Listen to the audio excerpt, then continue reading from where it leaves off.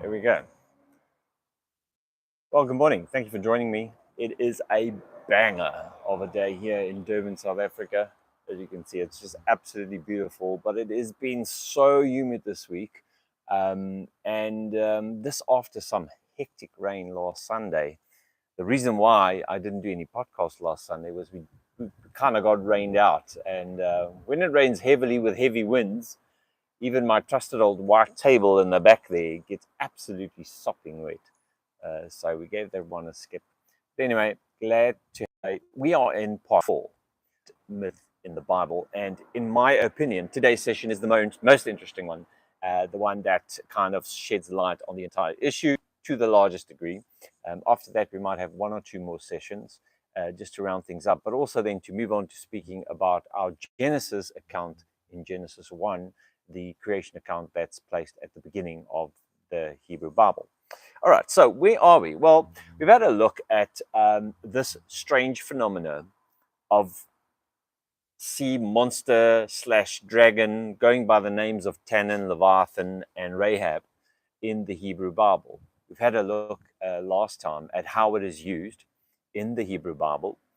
There are one or two passages that seems to explicitly refer back to some form of a creation account in which there is this prominent thing which we don't really see in Genesis 1 creation account, where God has to slay, defeat, break, crush this kind of a sea monster.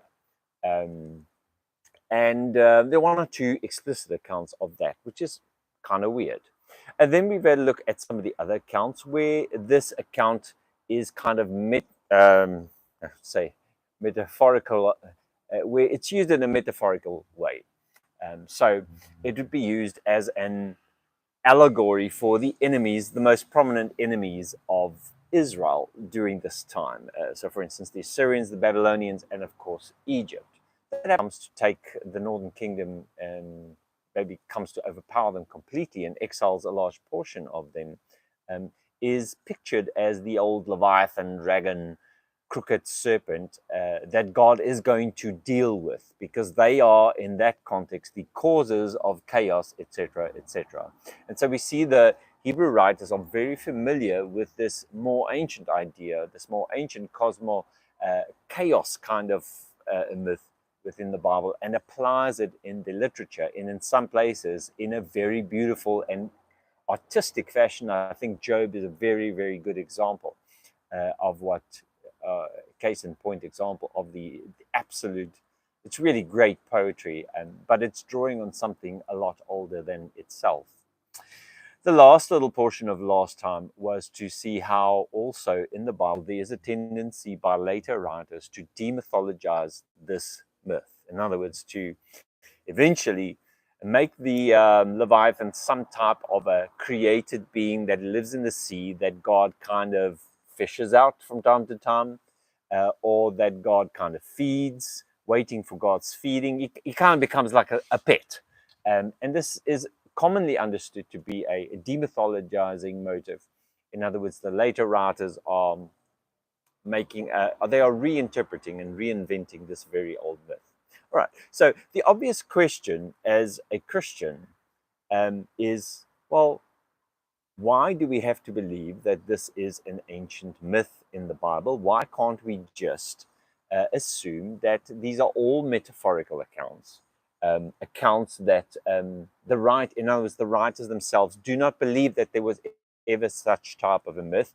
They are just using it as a metaphoric tool to write what's on their hearts to write. And I think that in that sense, I was in this camp for a very, very long time. And once again, there's three types of ways in which you can deal with this. You can go the biblical literalist way, fundamental way, which would have to come to some type of conclusion that, oh no, this was an actual whale or an actual dinosaur. And some people use this as proof for dinosaurs and humans living together, which is crazy. But or we can move to a more spiritual viewpoint. And I think this is kind of where I found myself for most of my life. I understood these things metaphorically, because not in my wildest imagination did I ever think that the writers, several of them, of the Hebrew scriptures would have believed or understood or even mentioned ancient myths in the Bible. Like, that was just way beyond my framework at that time. So we could possibly look at concluding this is all just metaphor, beautiful writing, except for one very important fact, is that when we compare other ancient Near Eastern myths, we find the same thing. Now, you can go think about that a little bit on your own, but the reality is that we start to realize that these older myths, and they are older, seems to be the place where the biblical writers draw from. In other words, the biblical writers knew about these myths and they included them in their theological writing about their God, their people, and of course, their history. All right, so today we're going to spend our time in exactly that. We want to go and look and see how this myth of the ancient sea monster, I haven't spent much time on showing that this is also, the sea monster is actually a personification of the chaos seas. That could rather quite easily be shown. But I think today that will become a little bit clearer.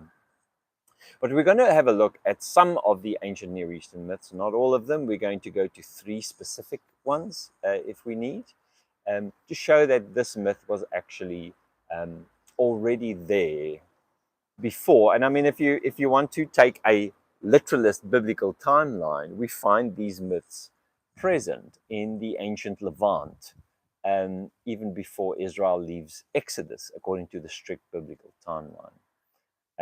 So these things are deeply rooted in the peoples, the cultures, in a type of a religious consciousness within the Levant. The Levant, for those who are not maybe familiar with the word, it's the area of Canaanite, right? This area next to the Mediterranean Sea, between the Mediterranean Sea and the River Jordan, for instance. Okay, so let's have a quick look. Let's start with a very old myth that can be found in ancient Mesopotamia. Now, ancient Mesopotamia lies a little bit more to the east, between the Euphrates and the Tigris valleys. It consists of the land all the way up from the bottom of modern-day Iraq, from where what's Baghdad is, all the way up across between. It's a fertile area up all the way, and it is a kind of like a north eastern neighboring neighbor, not direct neighbor, but ancient neighbor of Israel. Okay, so amongst the oldest of Mesopotamian deities, it was a god by the name of Ninurta from ancient Sumer. Ancient Sumer is all the way down in the region of Baghdad. You can go and have a look for it yourself. It's one of the oldest known civilizations in the ancient Near East. A very ancient place, a very weird place. Some strange things that was going on there, but it is the place, as far as I understand, from this area, Sumer and Akkad, in the Mesopotamia, is where writing in the West originated, where the wheel was invented. They were way more advanced than the rest of the ancient Near East. First city-states emerged, and where some of the most ancient ideas about gods, goddesses, and the families of gods come from this area. And fortunately, we have some writing that we can investigate to see what was going on there. Now, amongst these gods was a god by the name of Ninurta, and he was most frequently credited with defending and defeating the monstrous disorder dragon chaos monster, right? This monster is often depicted as a 7-headed dragon. Now, this is going to become important a little bit later on. As we've already read, and I think it's in Psalm 74, it does mention that the Leviathan has multiple heads, but it doesn't tell us how many. Now, in this ancient Mesopotamian myth, seems to be quite clear that at more than one occasion, we could see from either literature or the iconography that this monster had 7 heads. And this battle itself was a stock feature of Mesopotamian art, whether exhibited in monumental form on the walls of stellar or high-status buildings, or carried by worshippers in a smaller portable form, like, for instance, cylinder seals, stamp seals or even protective tokens that they would hang around their necks, etc. There's one example which I have in front of me, and if you follow me on Instagram, the Franz and Tori account, I've put it up in my story a while ago, is this ancient plaque. It's called a plaque or an amulet, and it's dated to about 2500 BCE. And on this plaque is this god who they believe to be Ninurta because of the fertility signs on his head. And he is busy fighting a seven-headed, looks like a dragon monster type of thing. And let me just read you the description of this plaque. I think it's in, I don't know, not sure where it's kept at the moment. I thought it was the Louvre, but I don't think so. It's dated to about 2500 BCE.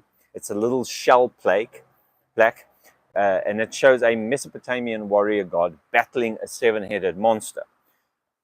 Fiery, fierce force radiates from the back of this monster as the deity quells one of its serpentine heads. So this seems also a theme that, if I mention these things, I'm not going to elaborate too much, but the wounding of one of the heads is something that should be very familiar to Christians. Anyway, he in the plaque that I'm looking at right now, he's kind of cutting through one of the necks while he's sitting on one knee, and he's got a weapon like a machete type thing in his hand.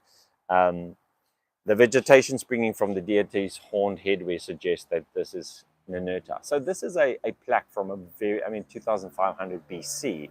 This is a very, very long time before the writing of the Bible. I mean, in biblical chronology, we're back in the days before Abraham, right? So, and I would say biblical chronology, please, I mean the literal biblical chronology, which according to the Bible, right? Okay, so this is the first one. It's one of the oldest ones that we have that we can go find according to archaeology. Then we also have something I've mentioned much, but I do want to mention this again here, is the old Babylonian myth. So a little bit in the very same region, but a little bit later, probably dating from the late second millennium BCE. In other words, we're talking about around 1200 to 1100 BCE. Now, think about the timeline of this. This is a timeline. If you take the biblical timeline seriously, this should be a time when Israel is already in the promised land. We have actually archaeological evidence that by 1208 BCE, we had a people called Israel. They were in the promised land. But this gives you an idea. It's about at least 500 to 600 years before the writing of the Bible. Or the final edition of the Bible. Now, in 1876, it's a long time, a Babylonian creation myth named the Enuma Elish, dated to the late second millennium BCE, was recovered from the ancient Nineveh. Now, Nineveh was the capital of the Assyrians, and this was a lot up north, away, quite some way from the ancient Babylon. Nineveh was the Assyrian capital. And it's a little bit closer to the Israelis than Babylon. But it describes the creation of the world by the god Marduk through the vanquishing of the primordial waters that are personified as a monstrous sea god called Tiamat. In this story, Tiamat's body is split in two to create the ground and the firmament that holds back the celestial waters. In short, the Babylonian god Marduk has to do battle with the personified sea, cut her in half so that he can order the cosmos by separating the waters above from the waters below, and so make space for the creation of humans and animals to inhabit. Now, the idea is that from the conflict with the sea god comes order. And this is what we kind of can understand from the Enuma Elish. Then in 1895, about 19 years later, there was a German scholar by the name of Hermann Gonkel, and he published a highly influential study, highly influential, and he was proposing that the Enuma Elish and the Hebrew Bible, remember this was now in the late 19th century, we never had anything like this. We only had the Bible. And so we only have one source that deals with creation in such an explicit way. There's nothing to compare it to. But suddenly we had, at the end of the 19th century, other ancient myths that also dealt with creation and that had very similar themes to the creation myth. And so it was this German scholar Hermann Gunkel. He published a highly influential study, and he proposed, and this was absolutely radical at that time, but it's now something that's rather stock standard for students and scholars of ancient mythology or ancient religion. He proposed that the Enuma Elish and the Hebrew Bible both utilized a shared motif. And this shared motif is known as Chaos Kampf. Now, I've used the word, it's a German word, and I've used it in some of the older sessions. But basically, it would entail this. Creation takes place through combat between God and agents of chaos, often depicted as a serpent or a sea monster. Now, you might immediately object and say, oh, hold on, I've read Genesis 1 often, and there's no monsters in there. And okay, rightly put, at a surface reading from Genesis 1, there's no battle going on. And that's one of the beautiful things about Genesis 1. But if you followed with us through this short series, you'd know that there are portions of the Bible where it seems that creation accounts, other creation accounts, are explicitly linked to this type of confrontation between God and the sea monster, or the sea itself, often called the river, the great river. And so this was a radical proposition at that time, or maybe not radical, let me say novel, I guess, proposition for the scholarly world, that upon the discovery, this is about 19 years after the discovery of Enuma Elish, scholars started realizing there are shared motifs between the Hebrew Bible and the Enuma Elish. Right. Okay. So that deals with the second one. The first one is this ancient idea in Mesopotamia of the gods fighting seven-headed monsters. The second one is what we find in ancient Babylonian myth uncovered in Nineveh. Right. Now, the next one is the most important one, and it is the one where we will be spending most of our time, and for very good reason. We're going to be looking at Ugaritic mythology. All right. So what is that? Well, Ugarit is an ancient city just a little bit north from Israel on the Mediterranean coast, and it is closely identified with ancient Canaanite religion and mythology. See, my dogs have decided to come and join me. Go back, guys. Go in your bed. Oh, my word. Okay. Anyway, so better parallels come when in 1929, now this is another, that's a 30 years, 40 years, we discovered, archaeologists discovered religious tablets of Ugarit. Ugarit was a Bronze Age kingdom. Bronze Age meaning, after the, from about 1200 BCE into the classical Greek era. They're not far north from Israel, and they were discovered, and people had to decipher them, and scholars started publishing these works. Some of these texts have accounts that recount the victory of Baal. Now, you would know Baal. If you're a Christian, you've been reading the Bible all your life. Baal is someone you immediately, oh yeah, Baal, a bad guy, right, in the Bible. Baal was a Canaanite god. Don't want to say too much about it now, but the interesting thing that they found, and here's the thing, that we don't learn much about Baal from the Hebrew text, because Baal is the villain. He's the false god. He's the god of the Canaanites, and we don't really learn too much about who he is. He's always just in conflict with Yahweh, and the prophets are always warning against Baal worship in the areas of Israel. But from these Ugaritic texts, we found what was called it's called the Baal cycle. And choose Bob.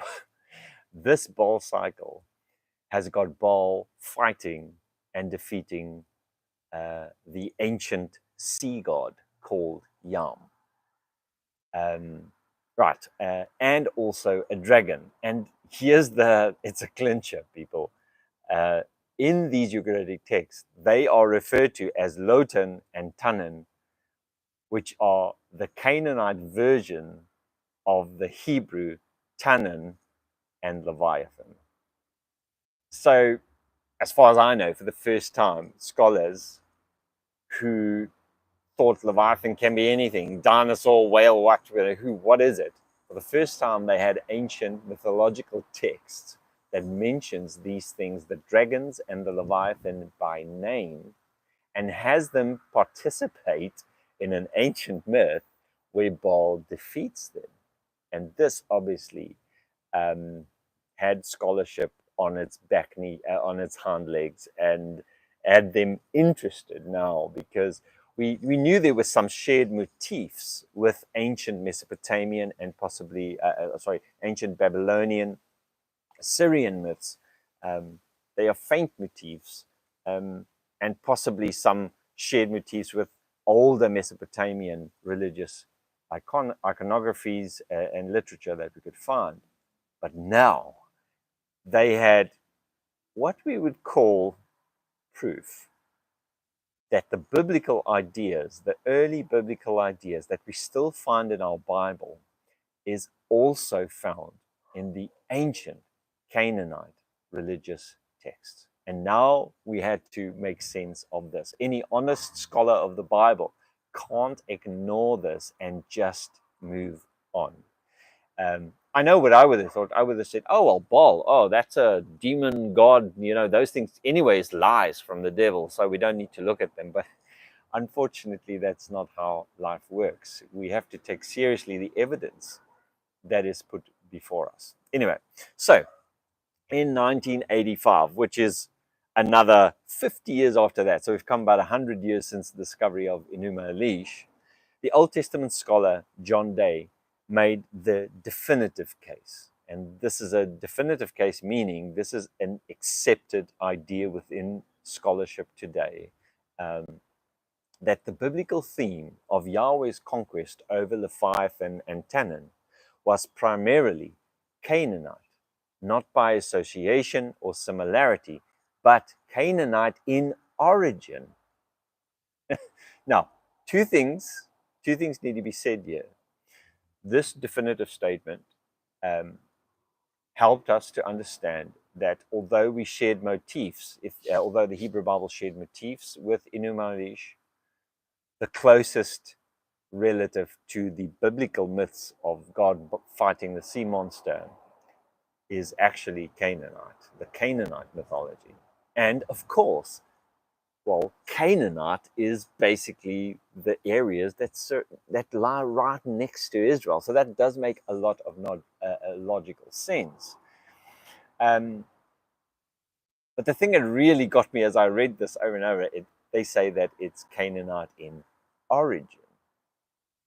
In other words, the immediate question of which is older and who copied from who, scholars were very quick to realize and admit that the Hebrew Bible, the scribes, the writers of the Hebrew Bible copied these motifs from the Canaanite earlier, not necessarily copied, not necessarily copied manuscripts, but the ideas were originally Canaanite, not Hebrew ideas that the Canaanites absorbed and used and employed, but these were Canaanite myths that the Israelites absorbed. Of course, all of this starts to make sense when you start reading in the wider scholarship between the relationship between Canaanites or Canaan, the land of Canaan, and the indigenous or the people of that time, and the arrival and or the rise of the Israelites. And I'm going to spend quite a bit of time today to try and show that most scholars today believe that, and I'm going to just say this and then we'll start to work through the evidence a little bit, that Israelite culture, Israelite religion, the Israelite language, basically all derived from the Canaanites and was almost indistinguishable from Canaanite religion, Canaanite language, Canaanite pottery, Canaanite houses, Canaanite literature, I guess, to some degree, or stories or myths, at least up until the 9th or the 8th century BCE. In other words, after what we believe to be the time of David and Solomon. Now, this comes as a shock to any person who's spent their life in the Bible only, and so it did also to me. And at first, although I heard it, I put it on the shelf because You know, a lot of people say a lot of things. It's only once I started really investigating this, and I've been doing this for at least 4 years now, where I've been spending my time in the Old Testament biblical context, and recently again in scholarly books concerning the evidences, because I'm not really interested in stories. The evidences, archaeological evidence, the literature from ancient Canaan that we now have, um, to prove, is this true? I mean, is this probable? Is it plausible? Is it probable? And it turns out that it is very probable. And it seems to be, as far as I can see from what I've read, the accepted hypothesis about what Israelite life was like until at least the 9th or the 8th century. They were thoroughly polytheistic. And scholars go as far as to say that Baal was one of their many deities. Now, that to me was a real stretch. But I must admit that the more I read, the more this looks very, very likely to me. Okay, so although there are some themes that are shared between the Israelites and the Babylonian myths, the sea monster myth that we find in the Hebrew Bible is closer related to that is found in Ugarit, and so Canaanite, and so the Canaanites. Wow, what an ironic situation that the greatest rival, I would say, of Yahweh in the Bible, the greatest source of confusion and idolatry in the Bible, Baal, is the origin for some of the biblical myths. Now, I would never have in a million years thought that this would be possible. Now, if you just read the Bible on its own, of course, that's not the picture that the biblical writers always depict. But because we have multiple authorship in the Bible, it's not univocal. There are some portions included in our Bible that seems to even point in the same direction. In other words, when scholars cite evidence for these type of statements, they don't only use external evidence from Ugaritic ancient literature, they use the Bible next to it. So it's not, it's like someone saying from the outside, the Bible is completely untrue. This is what really happened. That's not the case at all. They are saying, look, the Bible itself has portions written by certain people that was included with the final version that we have today, that concur with these archaeological finds. And it's when you start looking at that in conjunction with the Hebrew Bible that it becomes very, very probable. Okay, so the irony is that Israel got their information, they got their myths from the people that the Bible constantly warns them about. Now, of course, the problem with this is that most of the way we read the Bible today, we just go to these Psalms, to these prophecies, and assume that these are Israelite ideas, and they're not. They are revised Canaanite ideas that are found in the Bible. And yeah, it's a bit unsettling to think that if I spend my time in the Psalms, that a lot of it comes from Canaanite ideas. It seems to be how it is. So, and this seems to be the accepted hypothesis amongst the critical scholars, and even, I mean, Christian or non-Christian, and that seems to be the consensus. The only people that really kick against this is people who believe that this cannot be true, not on the basis of evidence, but on the basis that the Bible cannot, because it is the Word of God, it can't contain Canaanite myths. So on that basis, we reject it. But on the basis of the evidence, it just seems to be a different story. So I want to spend a bit of time now on highlighting some of the evidences for parallels between ancient Canaanite religion and ancient Yahwistic religion. Let me just make this distinction so that we know that from the time of King Josiah, through, into, and after the exile, there was very strong monotheistic thrusts within Israel. And this is the time in which writers, prophets started distinguishing themselves from the Canaanite religion, Canaanite worship, Baal worship. So, yes, we do have portions in the Bible that kicks against Baal, absolutely. But these were later developments. Early Yahwism, in other words, before the Second Temple period after the exile, seems to be in very strong parallel with Baal worship and Canaanite religion. Okay, so some of the things we need to note is that Israel got their Semitic language from the Canaanites. It's a very close language. They also seem to have inherited a lot of their myths. Canaanite religion is basically an older uncle of Yahwism. And this is quite clear from the Bible itself. And that's what's so unsettling about this. Okay, let me mention I've got here 9 parallels, 9 things that suggest that there was a much closer relationship between Canaanite religion and Israel's religion during the, let's say, the late Bronze and the early Iron Age. Okay, so number 1, early Yahwism understood Yahweh to be one of the council of the sons of God under the Most High God El. And Baal had exactly the same position if we read the Ugaritic literature. Now, if you're joining me for the first time today, I've spent some time on what I've just said, I think in my previous session, where I dealt with Deuteronomy 32, verse 8 to 9, the original versions, the Septuagint versions, and the Dead Sea Scroll versions of this, which is at least 1,000 years earlier than the version me and you have in our Christian Bible, which is based on the Masoretic texts of around the first millennium AC, CE or AD, makes it quite clear.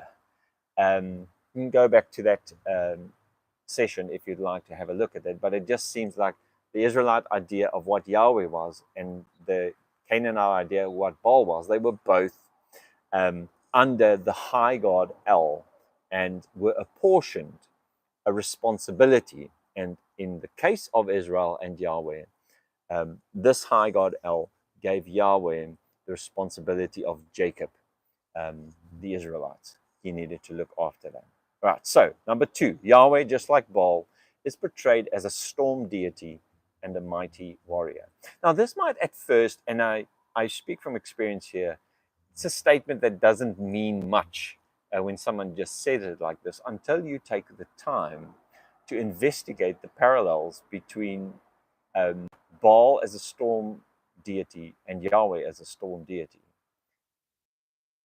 The parallels are striking. And the reason why I say that is if you spend a bit of time in the ancient religions, you realize not all the gods were storm gods. There were specific storm gods who held power over the weather, the storm, the flood, thunder, the clouds, rain. They were kind of fertility gods because they were relied upon for the I don't know what the right English word is now, but the wetting of the crops, which was what people lived off. They were agricultural societies, agrarian societies, and so this god had a tremendous responsibility, and it seems like Baal and Yahweh, reading the Ugaritic literature and the Israeli or the Hebrew Bible, both are depicted with particularly the storm god attributes. I'll say a little bit more about that later. Number 3, the early Israelite religion seems to have had a pantheon of gods, and they were the sons of El. Yahweh was one of them, and the Ugaritic pantheon sees the world in exactly the same way. Now, of course, not the entire Hebrew Bible corroborates this, but there are portions, some of the older portions in the Hebrew Bible that in fact does. And so it is clear that what we have in our Hebrew Bible is an evolution of what the Israelites believed Yahweh to be. But there was a time back in the earliest times in which they believed Yahweh to actually be one of the sons of El. And that would have made him on the same authority level as Baal. And this would explain why there was this rivalry that we see in the Hebrew Bible between Baal and Yahweh. And why, in some way, the account of Elijah calling down fire when there were 400 prophets of Baal standing there also trying to do that, that account seems to be a culmination of this rivalry that the writers write into our Bibles. Okay. Right, that was number 3. So in other words, there's the acknowledgement of a divine counsel. There are multiple verses in our Bible that refers to this type of counsel. It was in the Ugaritic literature. We now know more about it. It was basically in the Canaanite belief. There was the high god El, which, by the way, is also a name for God, and that's a little bit of a different story, but not for today. The high god El was the father of all these gods. Baal was his son. But there were also others. There was Baal, El had a wife. I think she was called Asherah. I think that's the Israelite version. I can't remember the Canaanite version of that name. But he had a wife and he had 70 sons. And these were understood to be the sons of God or the divine beings. And they had responsibilities. They came together to sit together, talk together, and we have multiple witnesses in the New Testament, in the Old Testament, in the Hebrew Bible, of this type of divine counsel where God presides over the sons of El, and where He gives out commands, and we have that in Job, we have it in Genesis 6, we have it in the Psalms, I think it's 82 or 89. We have it in Deuteronomy. It's everywhere, although it's not something that, of course, the later writers of the 5th and 6th century wanted to accentuate and make sure everybody else know that there's a divine council. No, by that time, the divine council was kind of like demoted to being angels and demons. All right, so we just leave it at that for now.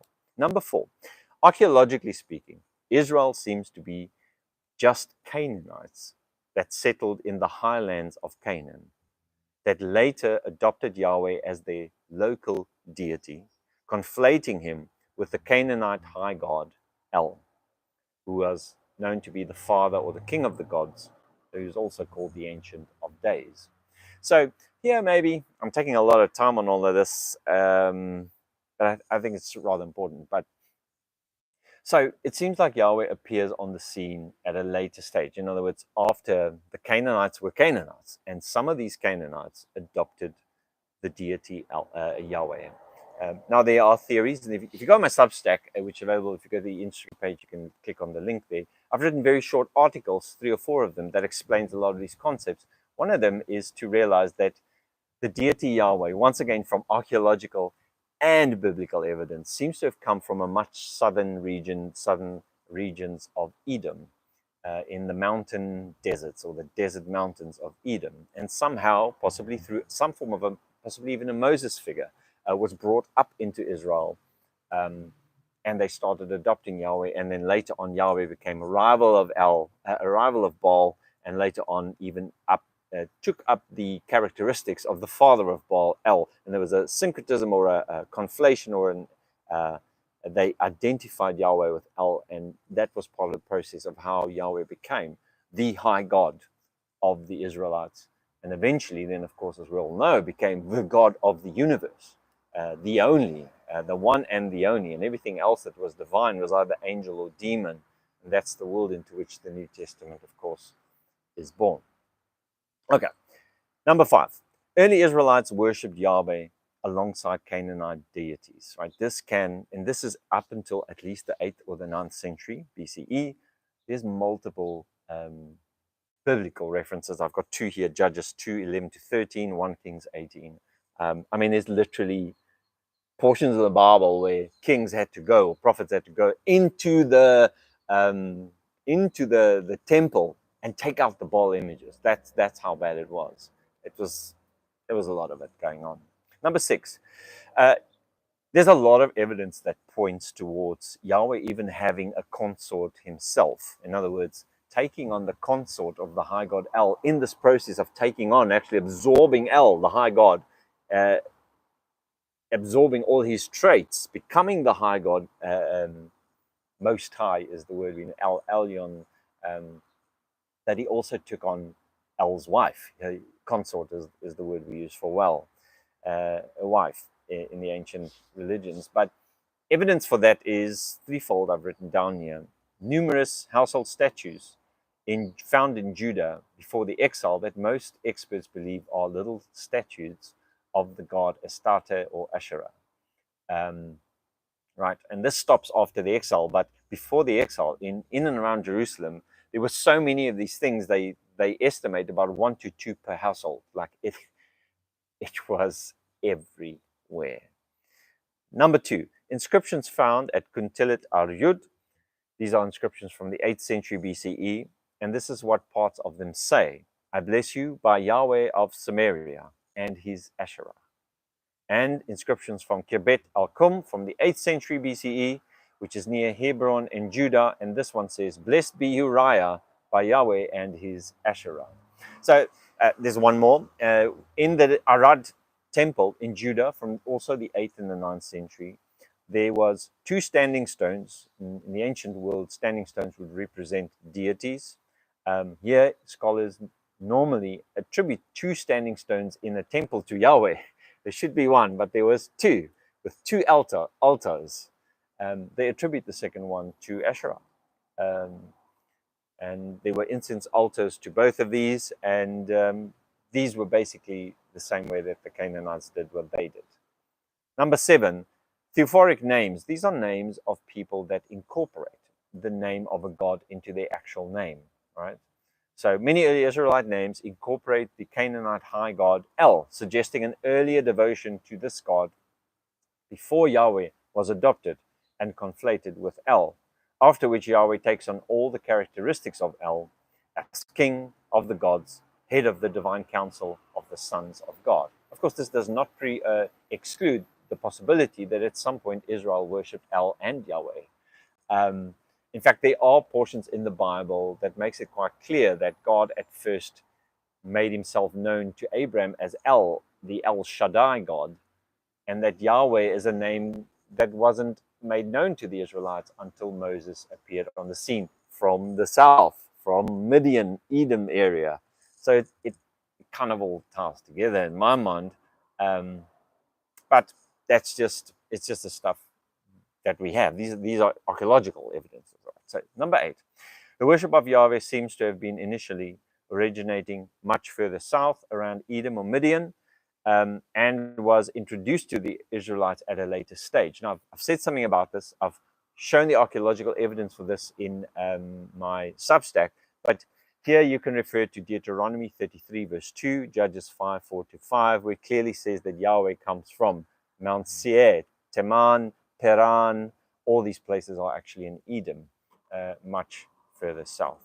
Number 9, and finally, the Jerusalem temple parallels the Canaanite temples in Ain Dara in Syria, and also in Tel Taint in Turkey, in the following ways: the use of the same motifs like cherubim and palm trees and pillars or columned entrances, but also the 3-part design resembling Canaanite sacred practices. So here's 9 just very quick ideas, reasons why, and this is very summarized, why scholars believe Canaanite religion culture was basically the same as Israelite religion culture in the beginning. And then later there was a separation that came, but the separation is way later than what we normally as Christians believe.